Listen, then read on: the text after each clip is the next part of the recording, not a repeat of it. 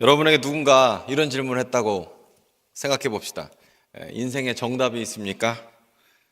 이거 어렵죠? 인생에 정답이 있냐? 사람마다 좀 다르게 대답을 할 것 같아요. 근데 만약 인생에 답이 있냐 그러면 여러 가지 있을 수가 있는데, 뭐 취직이 답이다, 좋은 아파트 사는 게 답이다, 이렇게 할 수 있지만 정답이 있냐라고 물어본다면 지금 이거 답하기가 좀 어렵거든요. 하지만 이 정답 중에 하나, 그게 뭐냐면 나는 행복하고 싶습니다. 이런 거 아마 이게 정답이 될 것 같아요.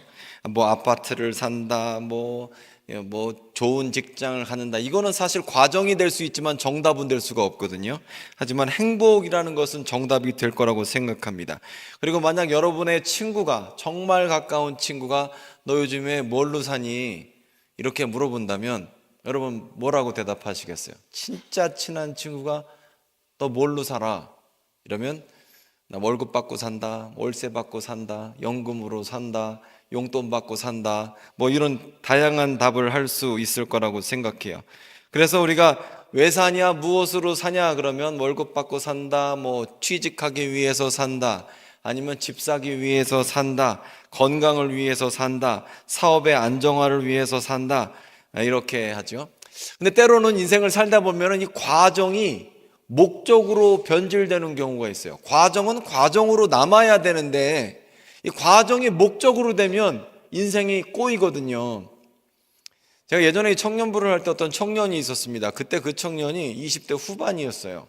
뭐 운동도 괜찮게 하고 성격도 쾌활하고 그다음에 애도 착하고 괜찮은 청년이었습니다.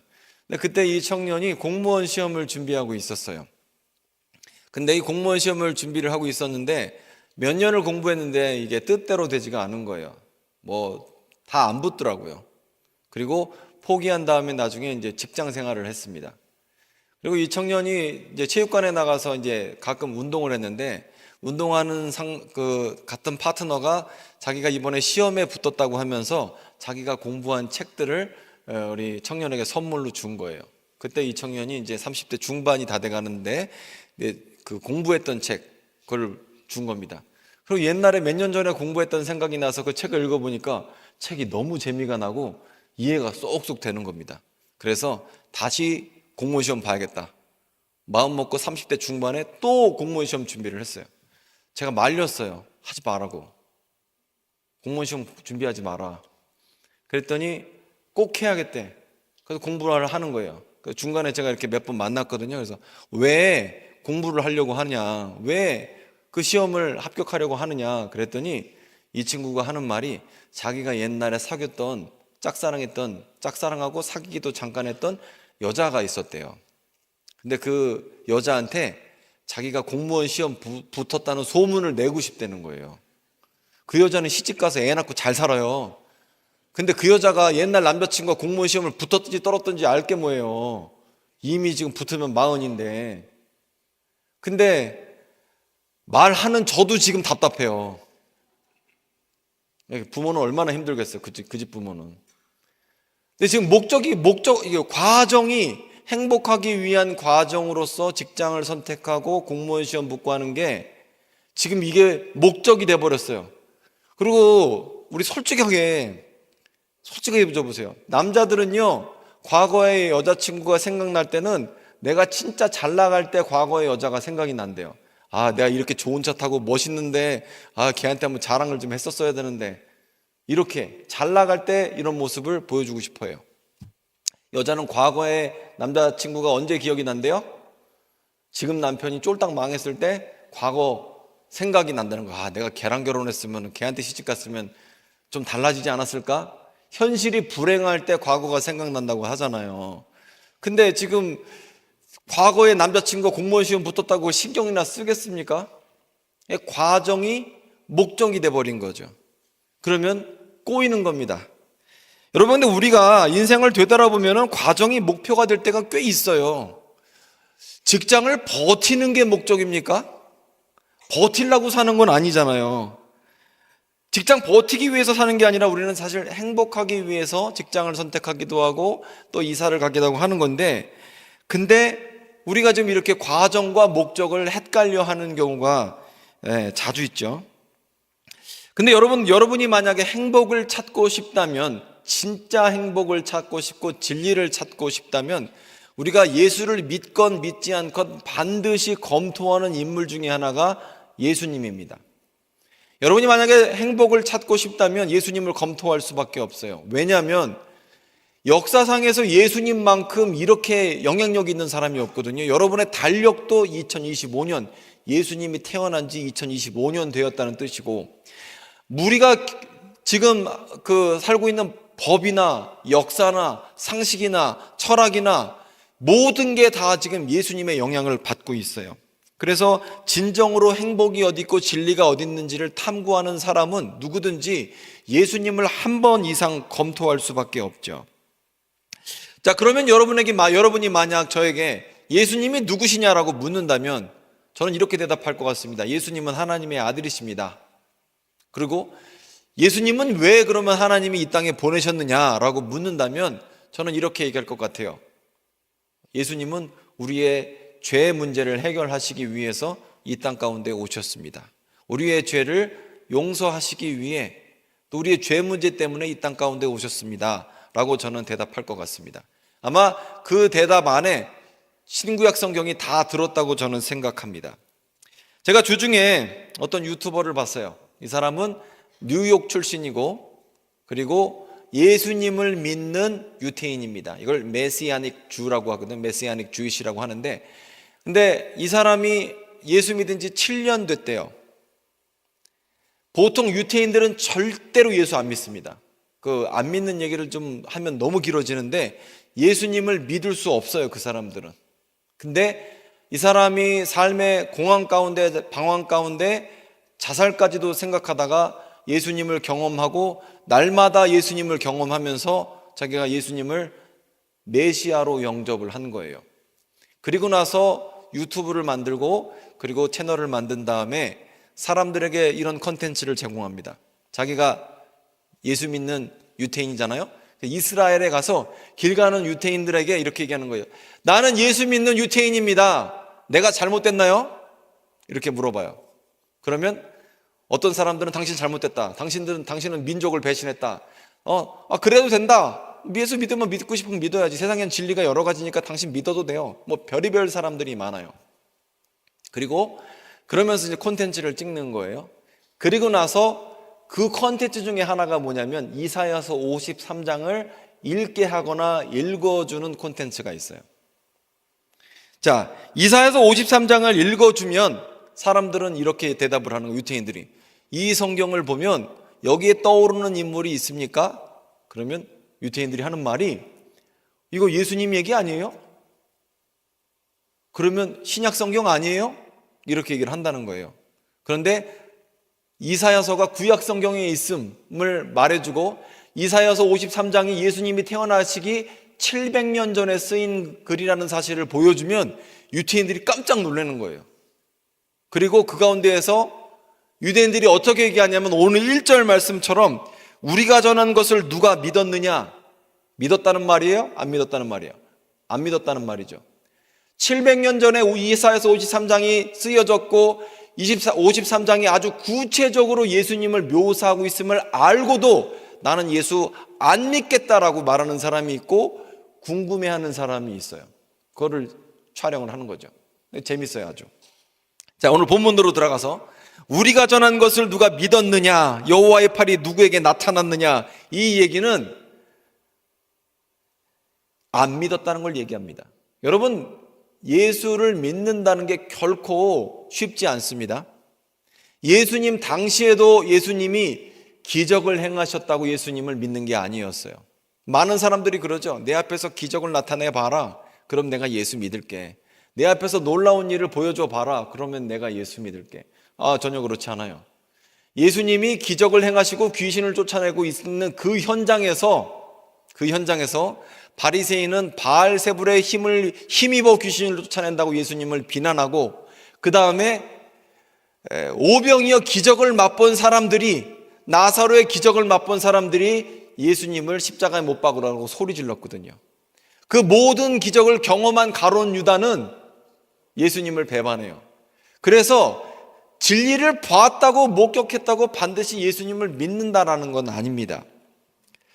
자, 그렇기 때문에 믿는 게 쉽지가 않아요. 자, 2절로 넘어갑니다. 그는 주 앞에 자라나기를 연한 순 같고 마른 땅에서 나온 뿌리 같아서 고운 모양도 없고 풍채도 없은즉 우리가 보기에 흠모할 만한 아름다운 것이 없도다. 자, 요 말씀 잘 보십시오. 예수님의 외모를 설명할 때 우리는 어떻게 생각하냐면 예수님은 키가 크고 머리는 약간 갈색에 여기까지 머리가 오고 장발에 키가 크고 코는 오뚝하고 눈은 파랗고 하얀색 피부에 오른손에는 양을 들고 왼손에는 양을 들고 오른손에는 지팡이 들고 하얀 양떼가 뒤따르면서 푸른 초장을 거니시는 그런 모습을 우리가 생각해내잖아요. 전혀 사실이 아니다라는 거예요. 2001년에 BBC에서 예수님의 모습에 대해서 상상으로 이렇게 만든 그림이 있습니다. 한번 보여주세요. 이게 예수님의 모습일 것이다 라고 생각해요. 근데 아마 중년의 중동 남자 모습인데 성경 묘사에 따르면 이것보다 더 못생겼대요. 확실해요. 제가 확실히 여러분에게 진리를 말씀드린다면 제가 예수님보다 잘생겼습니다.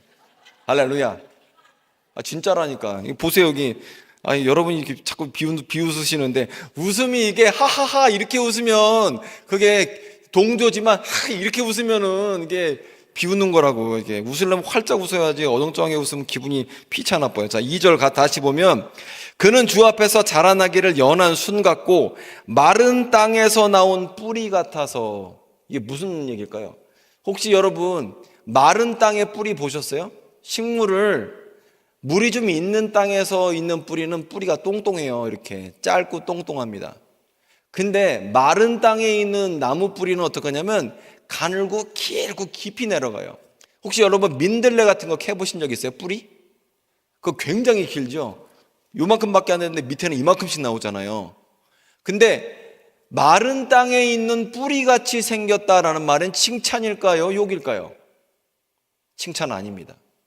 예수님의 외향이 마른 땅에서 나온 뿌리같이 생겨서 모양도 없고 풍채도 없은즉 우리가 보기에 흠모할 만한 아름다운 것이 없도다. 예수님의 외향적인 모습이 그렇게 생겼다는 겁니다. 3절 그는 멸시를 받아서 사람들에게 버림받았으며 간고를 많이 겪었으며 질고를 아는 자라. 마치 사람들이 그에게서 얼굴을 가리려는 것 같이 멸시를 당하였고 우리도 그를 귀히 여기지 아니하였도다. 예수님에 대해서 멸시당한 사람이다. 얼굴을 가리면서 피할 정도로 멸시했다, 무시했다라는 거죠. 누군가 여러분을 만났는데 여러분은 얼굴을 확 돌리면서 못 본 척하거나 무시한다고 하면 여러분 기분 얼마나 나빠요. 근데 사람들은 예수님에 대해서 그렇게 취급을 했다는 거예요. 뿐만 아니라 예수님의 사역에 대해서 4절부터 나오는데 우리 같이 한번 읽어볼까요? 6절까지 시작. 그는 실로 우리의 질고를 지고 우리의 슬픔을 당하였거늘 우리는 생각하기를 그는 징벌을 받아 하나님께 맞으며 고난을 당한다 하였노라. 그가 찔림은 우리의 허물 때문이요 그가 상함은 우리의 죄악 때문이라. 그가 징계를 받음으로 우리는 평화를 누리고 그가 채찍에 맞음으로 우리는 나음을 받았도다. 우리는 다 양 같아서 그릇 행하여 각기 제 길로 갔거늘 여호와께서는 우리 모두의 죄악을 그에게 담당시키셨도다. 아멘. 지금 예수님에 대해서 설명할 때 예수님의 이 땅 가운데 사역이 무엇이냐면 예수님은 슬픔을 당하였고 질고를 졌고 하나님께 맞으며 고난을 당하는 사람으로 묘사하고 있습니다. 즉 예수님은 죄 때문에 고난을 당하는 운명을 갖고 이 땅 가운데 오셨다는 겁니다. 예수께서 고난을 당하시는 이유는 단 하나, 우리의 죄 때문이다라는 것이에요. 여러분 혹시 여러분 경제적으로 힘들고 그럴 때 누군가에게 돈을 빌리거나 보증을 서달라고 했을 때 그게 쉽게 되나요? 안 된다고는 제가 말을 못 하겠어요. 근데 돈 빌리거나 보증 서는 게 쉽냐고요? 안 쉬워요. 안 쉬워. 근데 여러분 만약에 누군가 여러분이 저지른 잘못 때문에 대신 감옥 갈 사람을 찾는다. 그럼 여러분 중에 몇 명이나 손들 것 같아요? 한 명이 많을걸요 아마? 보증 서달라는 사람도 보증 안 서줄 뿐더러 여러분이 저지른 잘못 때문에 그게 뭐 어떤 식의 잘못이든지 대신 감옥 갈 사람 찾는다는 것도 굉장히 어려울 겁니다. 근데 하나님께서 예수님께 맡긴 사역이 무엇이냐면 대신 매맞고 죄값을 치르고 죽음까지 이르는 역을 맡기셨다라는 거예요. 이게 예수님의 역할입니다. 하지만 사람들은 예수님이 십자가에 달리시고 죽은 것을 보면서 하나님께 저주받은 자다라고 욕했다라는 거예요. 외면하고 욕했다. 예수님은 우리의 병과 상처와 아픔을 짊어지셨고 그가 찔림은 우리의 허물 때문이고 그가 상함은 우리의 죄악 때문인데 우리는 그걸 외면했다는 것이죠.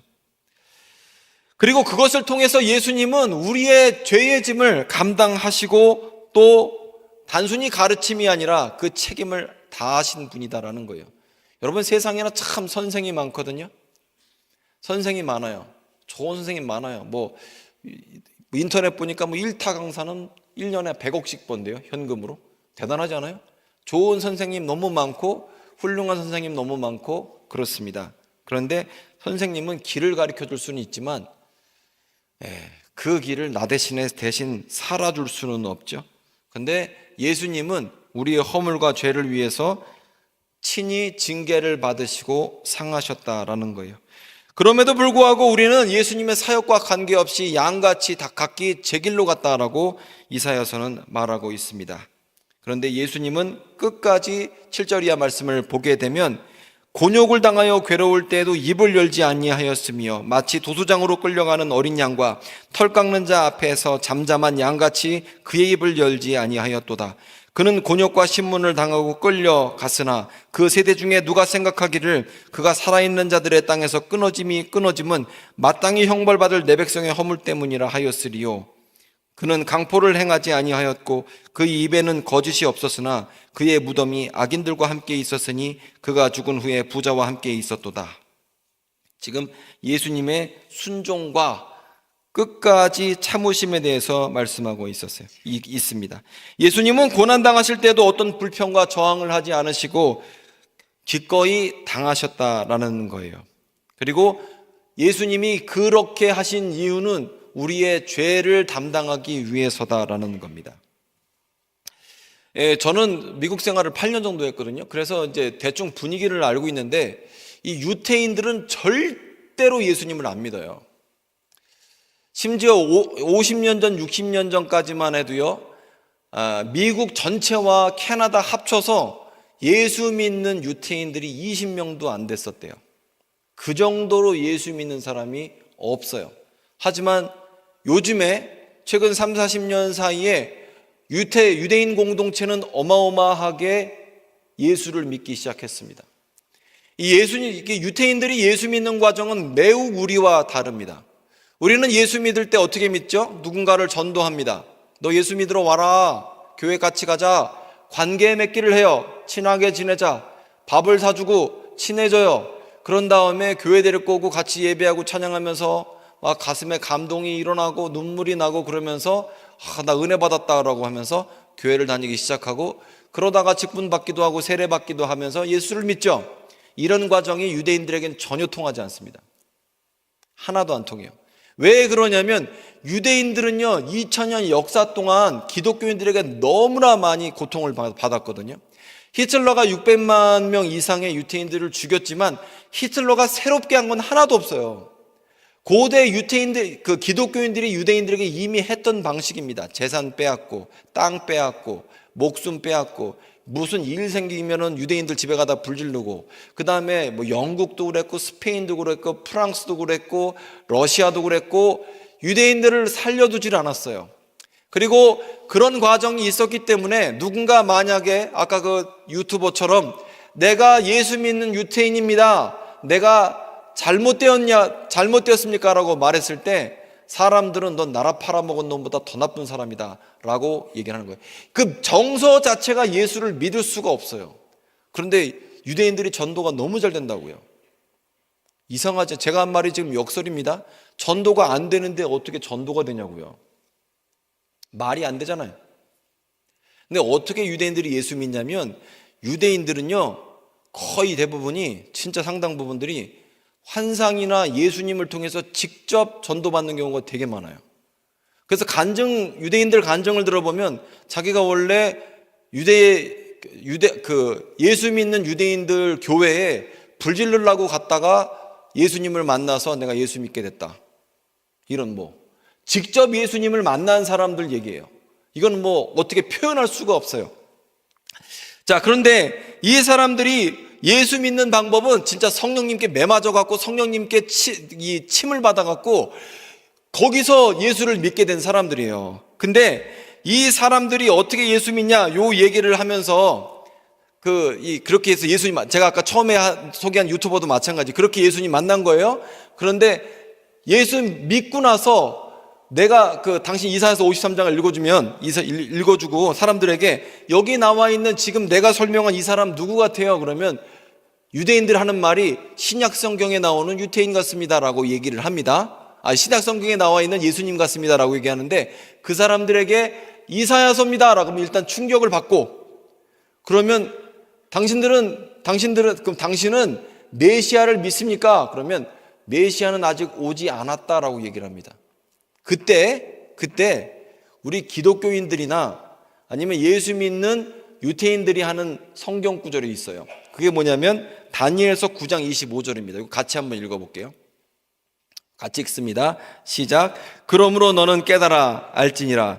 예루살렘을 중건하라는 영이 날 때부터 기름 부음 받은 자 곧 왕이 일어나기까지 7 이레와 62 이레가 지나갈 것이요 그 곤란한 동안에 성이 중건되어 광장과 거리가 세워질 것이며 62 이레 후에 기름 부음 받은 자가 끊어져 없어질 것이며 장차 한 왕이 백성이 와서 그 성읍과 성소를 무너뜨리려니와 그의 마지막은 홍수에 휩쓸림 같을 것이며 또 끝까지 전쟁이 있으리니 황폐할 것이 작정되었느니라. 이게 다니엘서 말씀이거든요. 이 다니엘서 말씀의 얘기가 뭐냐면 우리가 요즘에 새벽에 아침에 학개, 에스라, 느헤미야 봤습니다. 즉 성전이 다시 생기고 성벽이 다시 생긴 후에 이것이 폐허가 되기 전에 25절 보세요. 예루살렘이 중건하려는 영이 날 때부터 기름 부음 받은 자, 즉 기름 부음 받은 자의 음역이 메시아예요. 메시아 기름 부음 받은 자 곧 왕이 일어나기까지 7 이레와 62 이레가 지나갈 것이요 그 곤란한 중에 성이 중건되어 광장과 거리가 세워질 것이며 72 이레 후에 기름 부음 받은 자가 끊어져 없어질 것이며 장차 한 왕이 와서 이걸 다 허물어 버릴 것이다. 즉 수르바벨 성전의 확장한 것이 헤롯 성전입니다. 헤롯 성전이 AD 70년에 폐허가 됐어요. AD 70년 이전에 다니엘서에 따르면 AD 70년 전에 이사야서 53장의 말씀을 이룬 사람이 예수님 말고 또 누가 있습니까? 라고 유태인들에게 질문을 하면 답이 없어요. 제가 오늘 너무 어렵죠, 설교가. 이해됐어요? AD 70년 전에, 즉 헤롯 성전, 스룹바벨 성전이 폐허가 되기 전에 기름 부음 받은 자가 먼저 죽어야 되는데 예수님 말고 기름 부음 받은 자가 53장을 이루면서 그 전에 나타난 사람이 있느냐라는 거예요. 그 질문을 유대인들에게 하면 유대인들이 할 말이 없다라는 거예요. 여러분, 많은 사람들이 예수님을 알면서 인정하지를 않아요. 왜 예수냐라고 물어봤을 때 제대로 대답을 하질 못합니다. 하지만 예수님은 이 땅 가운데 하나님의 아들로 오셨고 구약 성경에 예언된 대로 우리에게 오셨습니다. 그리고 구약 성경에 예언된 대로 우리의 죄를 담당하셨어요. 그리고 이 유대인들에게 랍비디나 이런 사람들에게 이렇게 물어봅니다. 만약에 당신이 믿는 메시아가 이 땅 가운데 오면 어떤 일을 하시게 됩니까? 라고 물어보면 유대인들은 이렇게 얘기합니다. 메시아, 하마시아크라고 불러요. 하는 너라는 뜻이에요. 더. 메시아를 우리는 메시아라고 하는데 원래 음역으로 하면 마시아크거든요. 마시아크. 당신들의 마시아크가 오면 어떤 일이 일어나게 됩니까? 라고 물어보면 이렇게 얘기합니다. 메시아가 오시면 우리와 하나님과의 관계가 회복이 될 것입니다. 우리와 하나님과의 죄의담이 무너지게 될 것입니다. 그리고 메시아가 오시면 사람들 간의 평화가 임하면서 모든 갈등이 해결되게 될 것입니다 라고 얘기를 하고 있죠. 저는 랍비의 얘기를 여러분에게 해드렸는데 꼭 신약 성경을 목사가 설교하는 것 같지 않습니까? 메시아가 오실 때 어떤 일이 일어나는지에 대해서 랍비들도 동의해요. 메시아가 오시면 우리와 하나님과의 죄의 문제가 해결이 되고 사람과 사람 사이의 갈등이 해결이 되고 평화가 임하게 된다는 것입니다. 여러분, 누군가 여러분에게 물어봅니다. 왜 예수인가? 왜 예수 믿어야 합니까? 라고 물어본다면 우리의 죄 문제를 해결하실 분이 예수 그리스도 한 분밖에 없기 때문입니다. 예수님은 구약 성경에 예언대로 이 땅 가운데 오셨고 우리의 질고와 우리의 아픔과 우리의 죄악을 모두 다 감당하셨습니다. 예수님은 이 땅 가운데 하나님의 아들로서 오셨을 뿐만 아니라 하나님의 본체시며 그리고 이 땅 가운데에 우리의 죄를 감당하기에 넉넉한 분이시다라는 거예요. 예수님만이 우리의 죄를 해결하신다라고 해서 우리는 속량, 그 다음에 대속이라고 합니다. 우리의 죄를 속한다, 속량, 값을 치렀다라는 뜻이죠. 그래서 우리의 죄를 해결하실 수 있는 유일한 분이 예수님이다라는 겁니다. 자, 많은 사람들이 교회를 다녀요. 하지만 예수님을 안 믿습니다. 믿음이 없어요. 죄송합니다. 이 자리에 앉아 계신 분들 중에서 몇 명이나 예수 믿는지 모르겠어요. 예수 믿는 게, 교회 다니는 게 뭐냐, 바른 믿음이 뭐냐라고 물어보면은 교회 생활 잘하는 거야 라고 얘기해요. 예배 안 빠지면 돼, 11조 하면 돼, 새벽 예배 나오면 돼, 직분대로 잘 섬기면 돼. 이게 믿음 좋은 거라고 생각하는데 그거 착각입니다. 그거 예수 믿는 거 아니에요. 예수 믿는 게 뭐냐라고 물어보면 하나님이 날 보호하십니다. 하나님께서 내 삶 가운데 얼마나 보호하시고 하시는지 몰라요. 하나님의 보호하심을, 하나님의 내 삶을 인도하심을 인정합니다. 이게 예수 믿는 거라고 하는데 이거 예수 믿는 거 아니라고요. 그리고 이렇게 얘기해. 내가 얼마나 신비의 경험이 많은 줄 아십니까? 하나님께서 내 기도에 응답하셨습니다. 그게 내가 기적을 체험했기 때문에 나는 예수 믿는 거예요. 그것도 예수 믿는 거 아니라고요. 예수 믿는 것은 구약 성경의 맥락대로 이사야서 53장처럼 예수님만이 내 죄를 해결하실 수 있고 그분이 하나님의 아들로 이 땅 가운데 오셨으며 나의 구주, 나의 하나님이 되시며 지금도 나와 함께 하신다라는 게 맞는 믿음의 고백이다라는 거예요. 그래서 여러분 믿음 생활 한다고 하면서 엉뚱한 거 하시면 안 돼요. 교회 생활 믿음 생활 아니라니까. 여러분이 억만금을 들여도 그 믿음 생활 아닙니다. 그리고 여러분, 기적을 아무리 체험한다고 해도 그 과거에 매여 있는 신앙이잖아요. 30년 전, 40년 전에 매여 있는 신앙. 내가 그때 방언을 받았네, 뭘 받았네, 그러니까 그거 믿음 생활 아니라니까요. 믿음 생활이라는 것 자체가 살아계신 예수님을 나의 구주, 나의 하나님으로 영접하고 지금도 영접하는, 지금도 모시고 사는 생활이다라는 거예요. 그래서 여러분, 바른 믿음 안에 서시기를 바랍니다. 누군가 여러분에게 물어봅니다. 예수님이 누구시냐? 예수님은 하나님의 아들이십니다라고 고백할 수 있어야 됩니다. 그리고 예수님은 배타적이고 또 유일한 방법으로 우리의 죄를 해결할 수 있는 분이면 나와 하나님과의 관계가 예수님을 통해서 회복될 뿐만 아니라 나와 사람들과의 관계가 온전하게 회복될 것이고 초림 때에 오신 예수께서 마라나타 주 예수여 다시 오시옵소서, 이 땅 가운데 다시 올 때 예수님의 왕적인 통치, 제왕적 통치가 이 땅 가운데 이루어질 걸 믿는 게 우리의 신앙이다라는 거예요. 그런 믿음 안에 서시기를 바랍니다. 오늘 대림절 첫 번째 주일이거든요. 이런 마음으로 예수님의 탄생을 기다리는 저와 여러분 되기를 소망합니다. 바른 믿음 안에 서는 저와 여러분 되기를 소망합니다. 기도하겠습니다.